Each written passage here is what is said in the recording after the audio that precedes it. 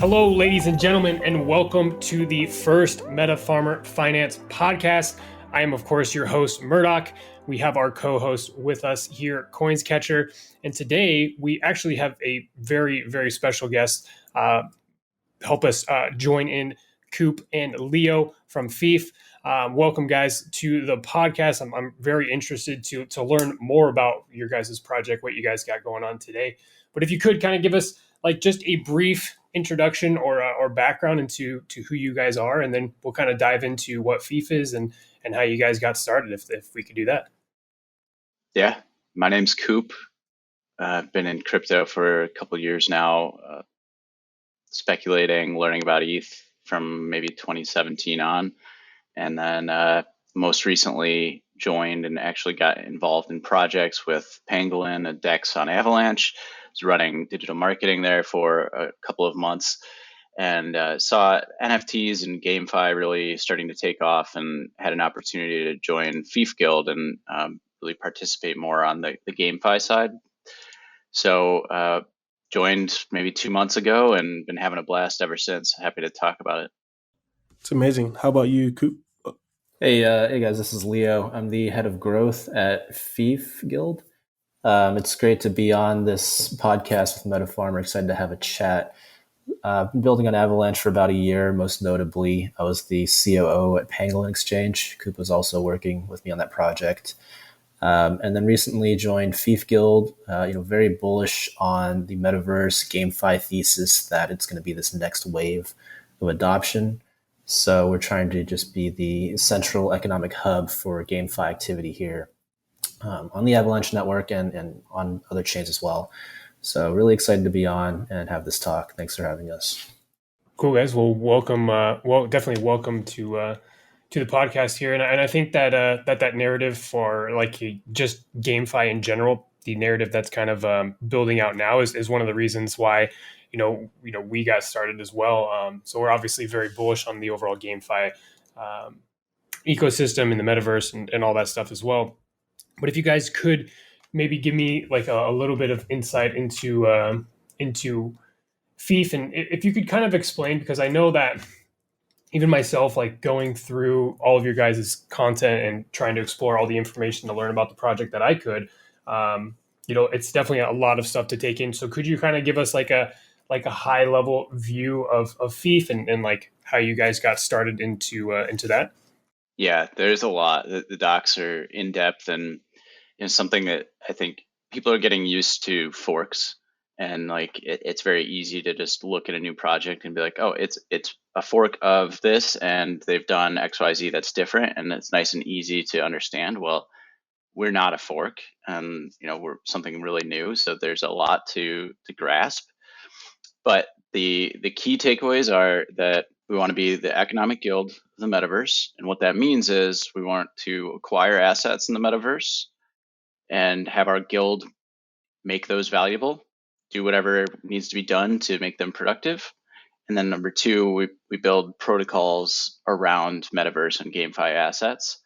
And so what that really means is like, we have NFT marketplaces, we have DEXs, we have all of these DeFi tools, but none of them are geared towards GameFi and geared towards gamers. And as we see a lot of adoption in that realm, we see opportunities to make specific tools for these people that really fit them better than the general market can.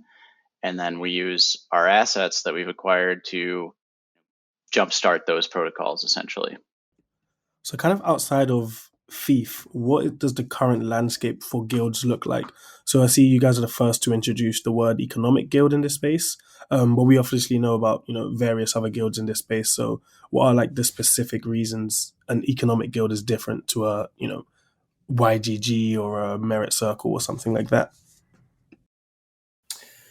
Yeah, I can take that one. This is Leo. So, YGG and Merit Circle, they're obviously doing great things, pioneering the space, getting great adoption in all the games that they participate in.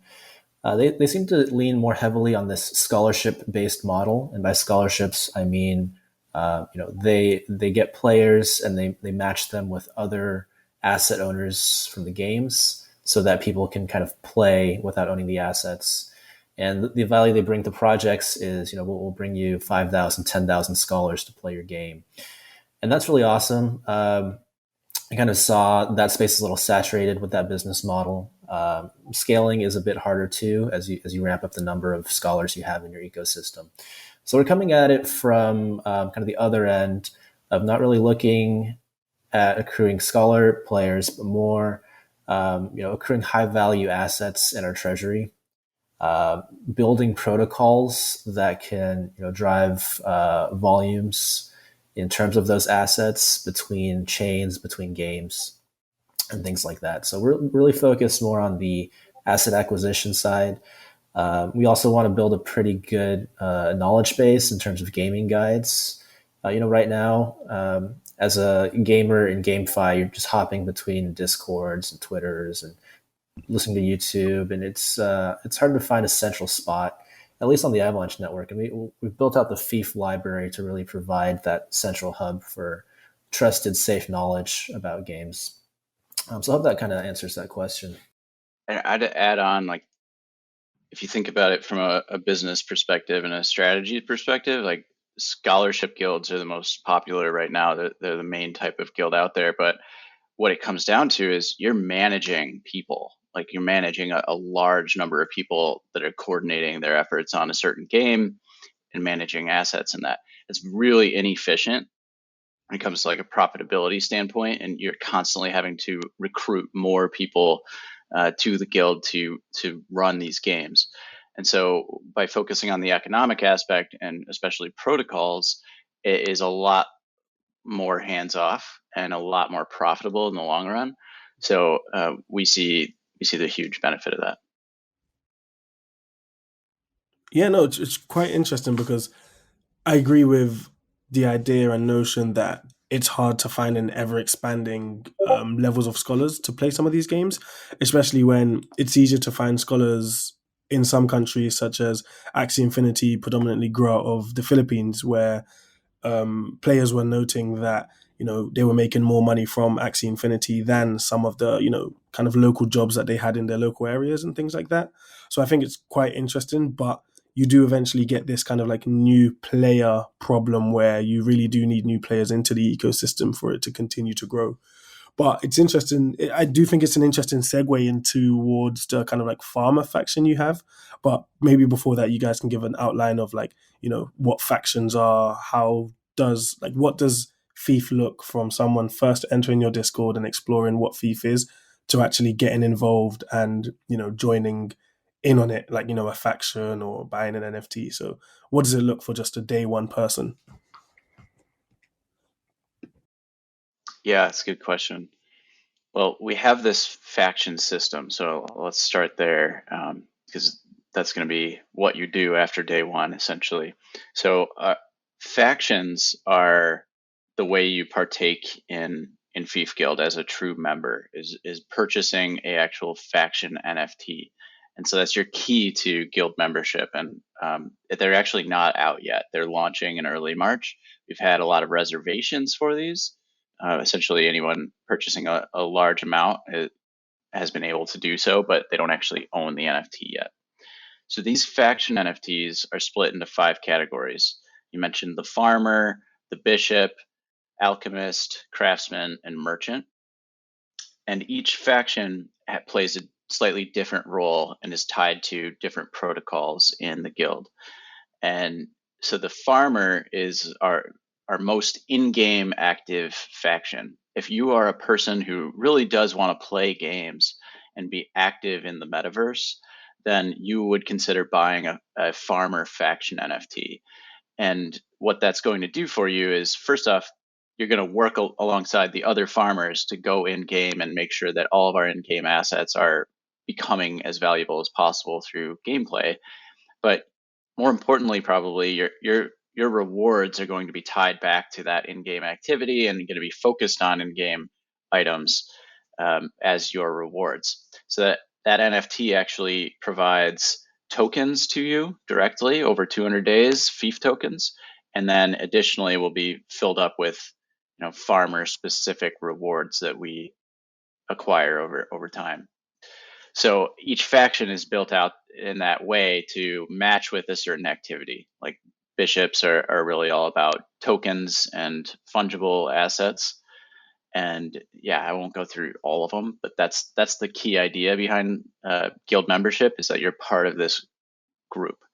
And then if you want to get started with Fief Guild right now, you come into Discord and it's pretty open. Like it's really a place that you can come and learn about all sorts of games, especially on Avalanche, and just participate, have fun talking about NFTs, GameFi, learning.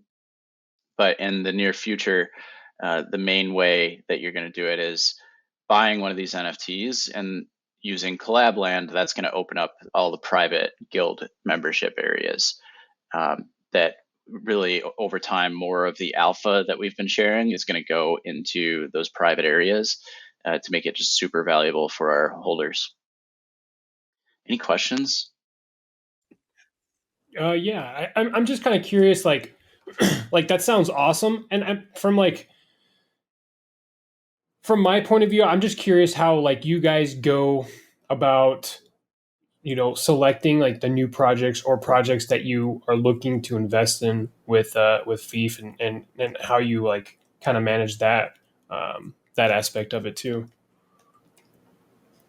Yeah, Leo, do you want to give that answer?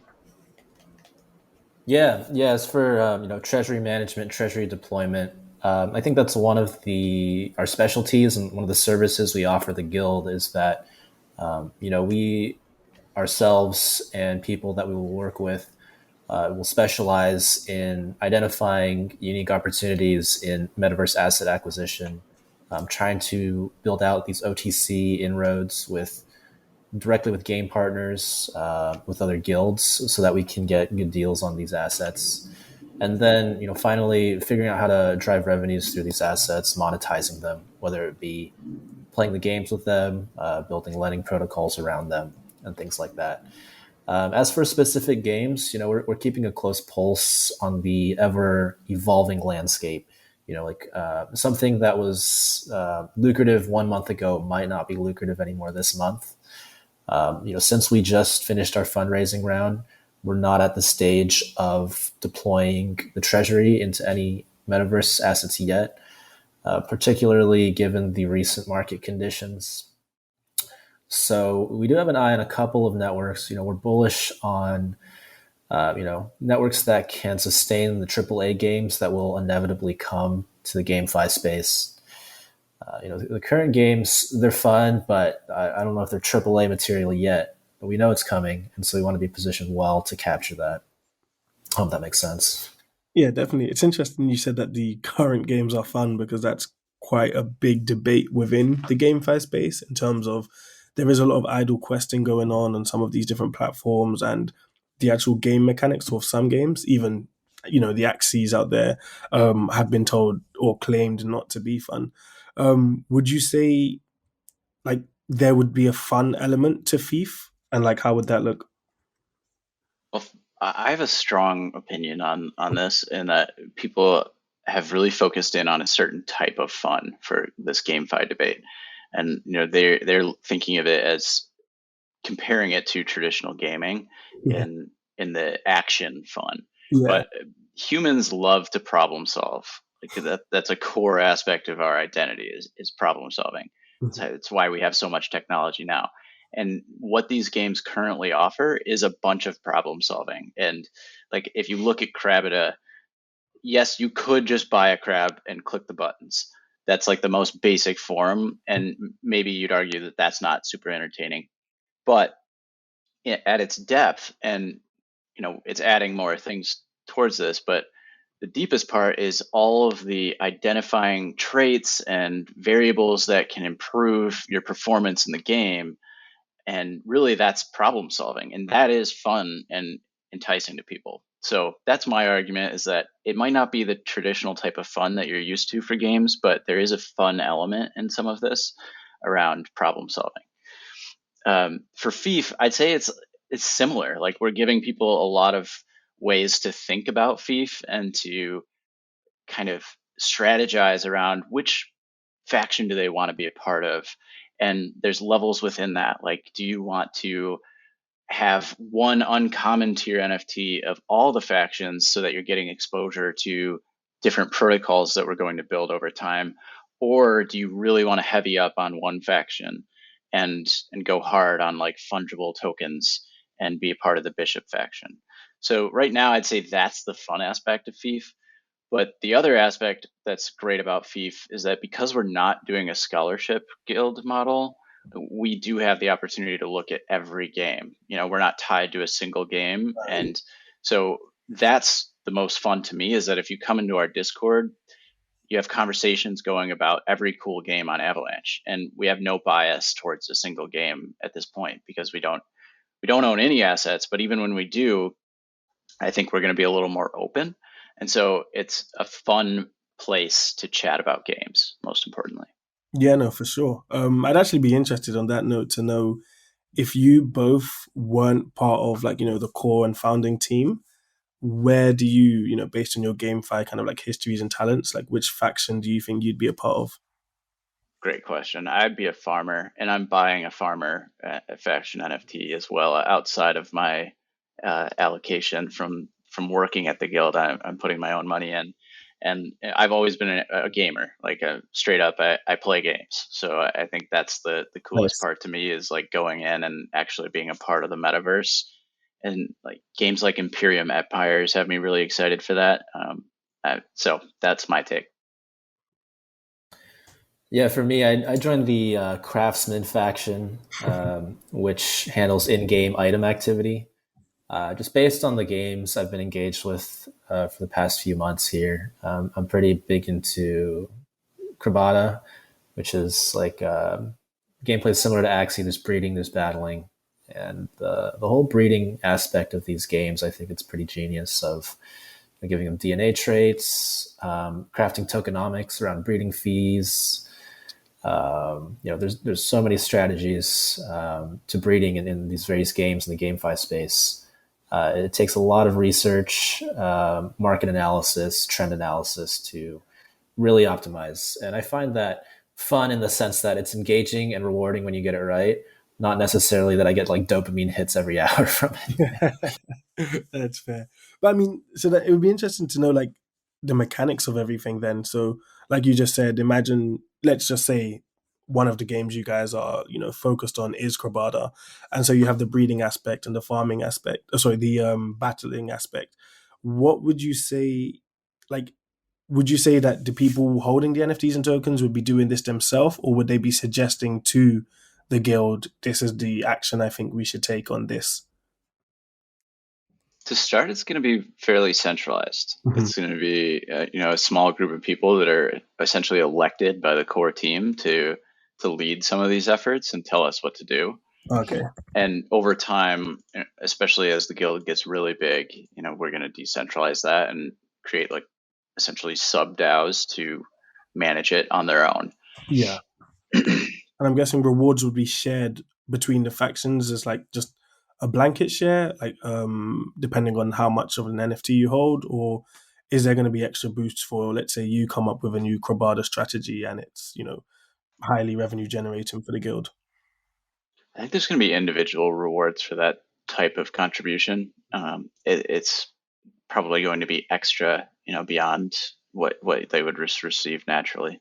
And I'd also like to say, like at the beginning, especially as we are starting out, the rewards that we accrue might not naturally fit into every single faction.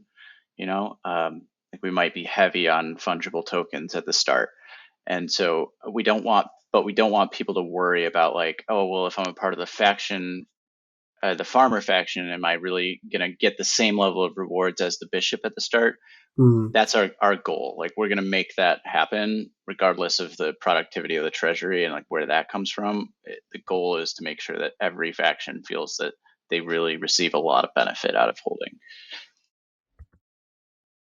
And you guys kind of alluded to the release of like the IGM NFTs coming in March, right? But can you kind of give us like a further look at what your guys' roadmap looks like, or is that still kind of more fluid as things start to develop? Yeah, we can give you kind of a peek into the vision here. So the next phase of our launch is the public sale of the IGM NFTs, opening up our marketplace portal for that. Building out a pretty cool marketplace. Like Coop said, it's specific to GameFi assets, so it doesn't just have this kind of generic art NFT look and feel. It's going to be very specific to games.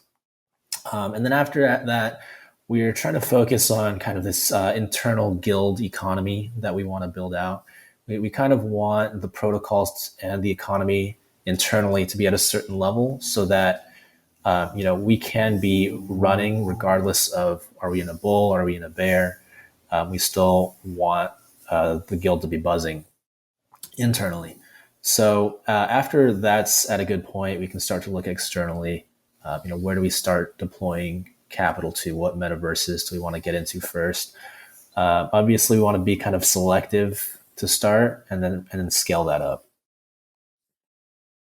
Yeah, I totally understand. And I think that is one challenge that I know that we face, just making sure that we're able to get into the right types of projects. So being able to kind of really dial in our process on like what we're looking for, is definitely super important to us.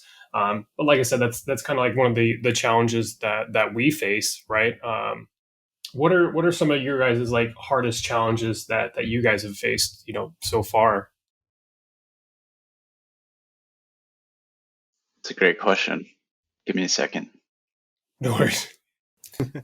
Sure, I can go first.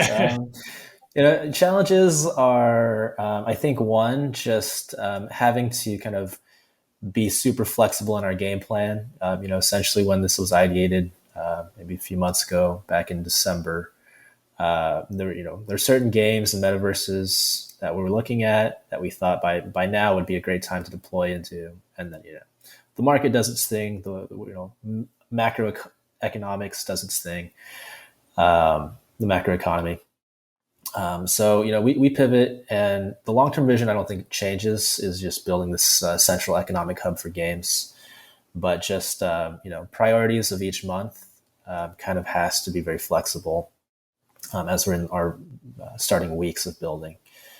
And then secondly, like Coop touched on before, just explaining to people, getting very clear messaging out about our vision, what we're trying to build. Crypto's already complex enough. GameFi is another level of complexity. Gaming guilds are another level of complexity. And then, what we're trying to build, like a new flavor of the guild, it just adds even more complexity. So just getting our messaging right, I think with any DeFi project is really important. And how big is your team at the moment then? Yeah, we're definitely growing. I'd say on kind of the business strategy marketing side, got around 4 or 5 people. On the engineering side, maybe 6 or 7 between developers, UX designers, and then we have a few great artists as well. And how did like the core team come together? Like, how'd you guys all meet and decide this is what you want to do? Yeah, that's a good question. I actually met the founders when I was working at Pangolin, working for Adex as their COO, just meeting a ton of projects every week. And so I got to meet them back then. And then when I left Pangolin, we synced up again just for networking. And they told me about their vision for a new type of guild. And it was very appealing to me. I thought they had the right type of vision to position themselves well for this next wave of metaverse adoption. I was very bullish on GameFi, just a personal level at the time, and it was a really good opportunity. And so that was a great partnership to take their network, their skills, their background, combine it with kind of Coop and I's network on Avalanche and our skills here, and really just create a premier gaming guild experience. And I essentially followed on to Leo after working at Pangolin. It was becoming super clear that GameFi was the next wave of excitement, and having this opportunity to pivot more closely into it just spoke to me. So I joined. And you guys had a really successful launch on Trader Joe's recently. And it was like actually really cool to just see it go live and you guys choosing that mechanic. So I wanted to actually ask, like, what was the thought? Like, take us through the launch. Like, what was the thought process on choosing it? I know you moved away from the Olympus style model. It's definitely the right decision to do. But yeah, it'd be interesting to know, why you guys chose to go through the Trader Joe rocket launch. Yeah, that's a good question. I think Rocket Joe is definitely trying to solve a tough problem. The problem being when projects initially list their token on a DEX, create the LP, so many things that can go wrong. Bots can buy it up immediately, and then actual retail does not get any tokens at a good price. Someone can front run you to that LP creation, and it becomes very tough to actually add the project's liquidity, and just the perception of fairness and timing and all that. So Rocket Joe and a few other solutions are coming. I think DexLot's building something like that too. But that's one of the primary reasons is we wanted a smooth way to add our liquidity onto a DEX. Secondly, we think it's a great partnership to have, a good ally to have. Trader Joe being one of the largest DEXs in the space. With their expertise and marketing power and community reach, they have a great community. And then, I think it's just awesome that, we get to work with them. Since we were on Pangolin, we were like directly competing. Now we're pretty close to them after talking through Rocket Joe. And they definitely have a smart team. They had their quant really talk us through, okay, we should be doing this many tokens in the sale, and we should be expecting the price to end up around this price. And we end up right at the floor of where we want it to be. I think our target was around 20 cents by the time that ended, and we hit like 19 or 20 cents. So it went really well in our perspective. Obviously, the market took a tank immediately after, but we're still sitting in a good spot in terms of kind of Fief to AVAX, that ratio. Yeah, definitely. I love that, and I really like what Trader Joe's doing too with the Rocket Joe stuff. But can you guys kind of like walk through what the underlying utility of the Fief token is? Sure. Coop, do you want a chance to answer this one, or you want me to take it? Yeah, I can do it. Sorry. Yeah, so it's essentially three different pieces of utility. Number one, it's a representation of the productivity of our assets. And essentially the productivity of our assets and our protocols will go back to the Fief token. And we'll be using it to rebuy Fief, pay it out to our IGM holders and our Fief stakers. So a lot of that is not yet live, but when the marketplace goes live in early March, that's when that will really start to begin. It will also be used as a currency within the Fief ecosystem. So especially at the start, we're working on this gamified launch where there's going to be a lot of assets that are specific to Fief. And I think Fief, the token itself, will be likely used in that economy to start. And then over time, it'll be more heavily used in like purchasing upgrades to your faction NFTs and building your character on our protocols. So I'd say I think those are the main three ones. So currency in the ecosystem, basically all of our productivity of assets and protocols goes back to funding Fief essentially. And I think that's it. Did I miss anything, Leo? No, I think you nailed it. Nice job. I think it's interesting that you mentioned the protocol side of things and like just the idea of building protocols on top of games. Is there a way you can kind of like give a potential example, maybe something that you are going to do, or maybe something that you could do that's just being thought about of what a protocol on top of a game looks like and how users interact with it? Well, the biggest thing is, and I'm not sure if this aligns exactly with what you're asking, but GameFi assets are just different than general NFT assets, right? Like a crab isn't just an NFT crab that you look at and you don't really need an explanation on everything behind it. It's with GameFi, there's so much more to it. So just adding that on and having researchers behind all of the listings that happen on our NFT marketplace to give really valuable information around what is the yield of this crab, like tell me about the stats, tell me about the factions, like give a user everything they might need to make a decision on buying that GameFi NFT that really doesn't apply to a PFP or like a piece of art. So that's the most obvious win, is just more information that goes into the game itself on an NFT marketplace. We're not at this stage actually looking to like be inside of games or directly on top of games. It's more of like, how can we add value to something that sort of exists like an NFT marketplace? It just doesn't do everything that a GameFi asset marketplace could. I would definitely agree with that. Just on the way you can break down different strategies and what's available in games, and because games, I mean, we just saw Krabada implement their faction update. So it's like the fact that a lot of these games are fast moving, and then you have like, individual players who aren't able to afford like, a certain amount of crabs or a certain amount of axes or, Legion in Magic or Treasure. It's interesting to like know that there could be a potential place for someone to keep on top of these things and be able to like take advantage of those strategies. On some of these metaverse assets that you guys have spoken about, and I know you haven't put the treasury to work just yet, but you did mention in a previous AMA that I'd listened to that you guys are looking to work with key partners to secure OTC deals. So hoping to secure these assets better than like market rate. I'd be interested to know like how you're going about that, and also to any of those guys potentially listening, like why should they, give Fief a better than market deal on some of these assets? Yeah, I can take that one. I think OTC benefits both parties. I'm talking about Fief Guild and another guild or another project. More on the fungible token side, like the in-game tokens.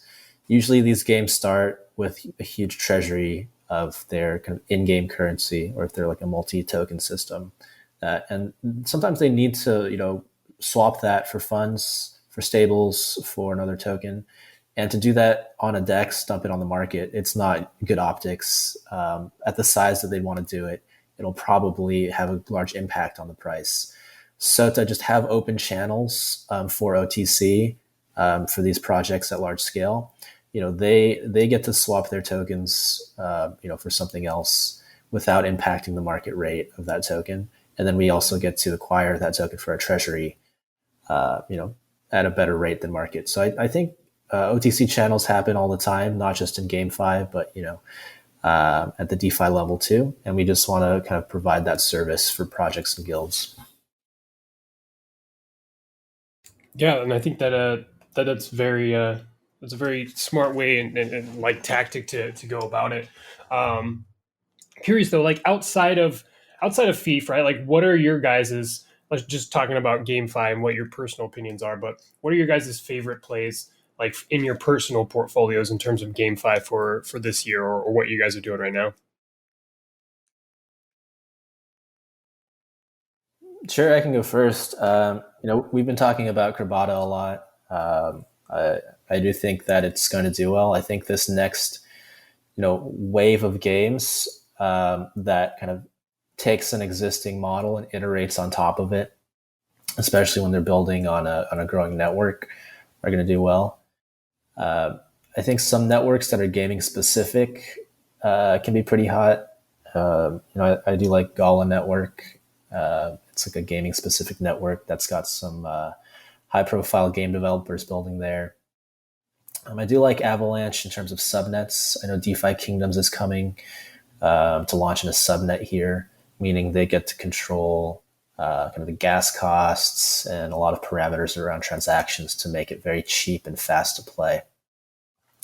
So I'm also pretty big on space games, just thematically. I love space games. Maybe this isn't more an investment thing, but just on a personal level, I would love to cruise around in a spaceship all day and build ships. That sounds amazing. Totally. But yeah, what about you guys?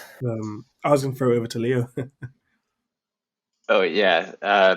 So Imperium Empires for that space game aspect is definitely on my list. I have a fair amount of holding in that, and I like it personally because of Eve Online. So if you're a gamer, probably heard of that. It's been like a decades long running space game that has a lot of similarities to Imperium Empires, and I think just seeing how well that worked from an economic standpoint, and people invested so many hours and a lot of money into that game, which had no real ownership over assets and was really lacking all of the crypto parts, but still drew in all of that interest.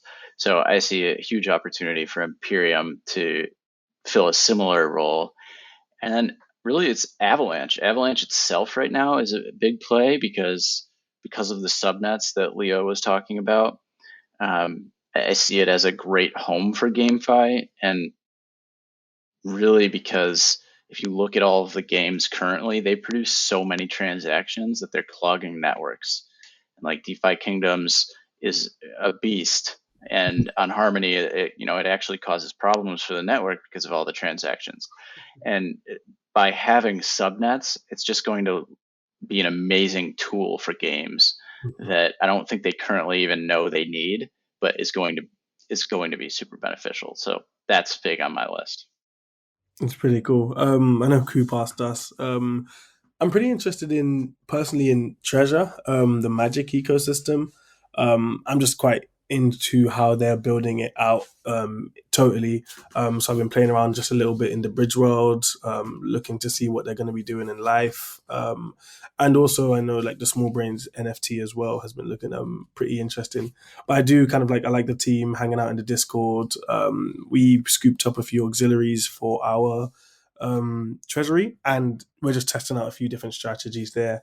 Trying to think if there's any others that I've been looking into. We recently scooped up a new game called Tank Wars. So this one's like a bit of a smaller play, just to test it out and see how it goes. But it is pretty interesting. And essentially it's kind of like a tank war zone type of game. They have a battle royale mode and they have a few different modes as well. They actually have like a mini game on their website you can play now, which is, I mean, if you win it, which is incredibly hard to do so, you get rewarded in some of the tokens. I think up to like 100k or something like that. I think very few people have won it. It's like, I think you're playing against computer. It's one of those like Candy Crush style things to make your battle moves. But that's pretty interesting. And the last one I'm looking quite into is Dapper Dinos at the moment. So it's only in the PFP mode right now. But we know that their team were hardcore Axie players and Krabada players. They know everything about the dual token tokenomic system. And yeah, we've had like some good conversations with them. It just seems like they're potentially building something interesting. That's awesome. Thanks for sharing. I think we hear that a lot about Treasure and that ecosystem. Looking forward to that. How about you, Murdoch? Yeah, and I think that since Coins, I think that since we spend so much time together in the team, like chatting about all these stuff, like of course my interests are going to be very much similar to what you're doing or what you just kind of talked about. But really, like if we talk about Tank Wars, like you mentioned, for me, what kind of pulled me in is the UI and just like the overall like playability of it.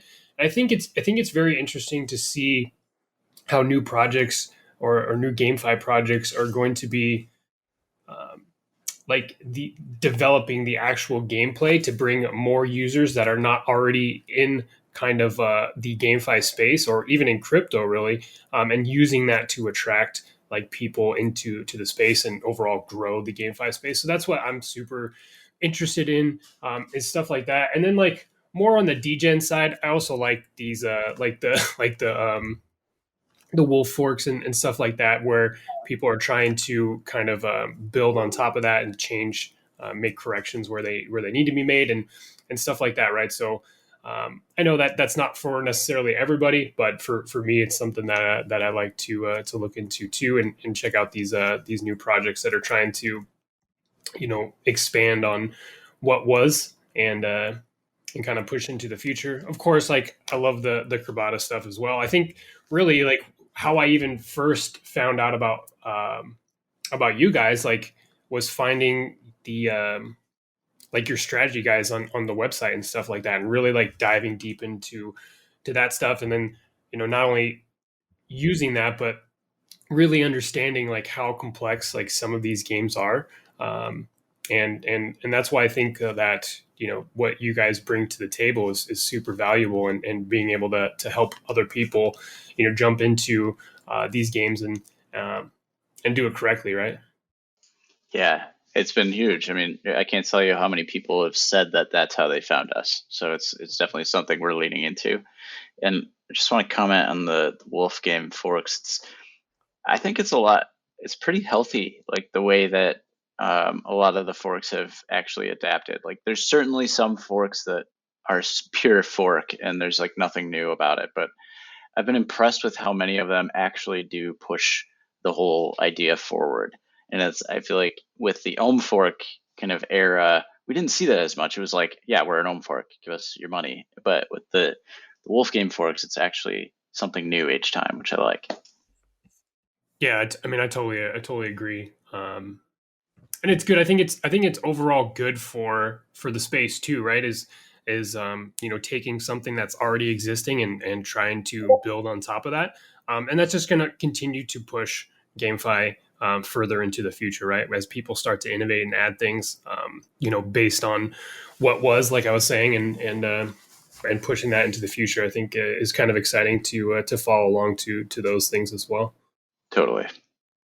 I think it'd be interesting to know, because we spoke about games that we are interested in and we like, what you guys think are the downfalls or pitfalls that some games in the current GameFi ecosystem see. And like, is there any like specific type of tokenomics you've seen that you don't like, or would be like an instant, okay, we're going to stay away from that just because it just doesn't work? That's a good question. I think I have more personal opinions than real guild opinions. And on the guild stage, like we're looking at bigger opportunities, right? Like that's the main thing is not something that's brand new, and it has shown a lot of potential for mass adoption. And I think probably most importantly is AAA, or like real game experience that is, I think, more traditionally fun. So that's what we're looking for on the guild side. Personally, I think it's a bit different, and it's a tough balance. Not so much about tokenomics, but about hype and about how much they're really putting out. And hype is so important in crypto, and making sure that people are excited about your project, but being able to actually pay it off is obviously extremely important. And so I'm always just trying to see beyond the hype and see how much real detail they're putting out and how much real game they're putting out. So it's not something tangible, but it's something that I really consider a lot. Would you say there's any would you call any games right like today a AAA game? There are some on Gala that actually I think like the main one I'm thinking of is not actually out yet, but it's The Walking Dead. It's like a real IP with huge following, and it will be like a AAA game. Justin. Immediately, I would say probably not. No, that's fair. That's fair. Probably would agree. Right. Yeah, I think the last question for me then actually would be, just in terms of crypto, like, what do you guys think, or on a personal level, is like the biggest mistake you've ever made? Like, this could be something like, I don't know, sending a large amount of money to a wrong wallet or something like that. Yeah, for me, it was kind of just back in like March 2020 when COVID first started and everything was tanking. I was like, oh man, I don't think crypto is going to make it. Like everything's looking pretty bad right now. and I dropped a lot of tokens that I wish I would have had today. So I'm never going to doubt if crypto is going to make it. I know it's going to be here forever now. I mean, are you stabled up right now then, or are you just holding everything through it? Maybe half and half. I'm trying not to try to be too smart with all these moves. Okay. I'm zero stables, proudly. just holding through this thing. My biggest bag. Avalanche. Okay. Definitely. Cool. Yeah. Nice. I think technically Ethereum is my biggest, but I don't like it. Fair enough. Right. So my biggest mistake was, let's see. Honestly, the one that just sticks out to me is it's a really dumb, annoying mistake more than a big one. Is that I recently accepted a trade offer on an NFT platform where they I thought they were buying my NFT for AVAX, and instead I received a JPEG of AVAX, and that was pretty painful. Yeah. When did you realize straight away? Oh, right away. Yeah, right away. I was like, "What the fuck is this?" But yeah, that sucked. It wasn't a huge loss, but I was definitely annoyed at myself. No, that's fair. All things to learn from. I would actually quickly ask, what is it? Just the games on the AVAX ecosystem that attract you guys and Fief to having launched on AVAX as opposed to Harmony, Phantom, Ethereum? I mean, of course, Ethereum is probably the gas, but yeah. Yeah, I think Ethereum is really the gas and the user experience. We just don't see it as the future of the user experience in crypto. It's not good enough. And Avalanche really does provide that awesome experience that we think is necessary to onboard the world. And we think it'll scale well with subnets. So I think like Harmony, there's lots of options. All of them had something lacking where I don't think Avalanche does. So I think that's the main theory, and we see it as a great setup for GameFi. Okay. Yeah, I think there's a lot of great chains to build on. Obviously Avalanche ranks among the top chains, and I think we just had a pretty good network here. We know it's good people running the network at Ava Labs. It's good people running the top projects around here, the DEXs and all the platforms. So Avalanche feels like home to us, and seeing pretty much nothing but good things come out of here. Yeah, definitely, and I know that kind of speaks true for us too. So, but I think that really wraps up the questions that we had. But for people that are listening to this podcast that that might not have heard of you guys before and what you guys are doing, what would you guys direct those people to do? Definitely follow the Twitter. I think it's super easy, and you're going to gain valuable insights about GameFi just by following the Twitter. And then if you feel like it's something you want to be a bigger part of, join the Discord, and I think naturally you'll just get involved from there. Those would be my two main actions. Awesome, guys.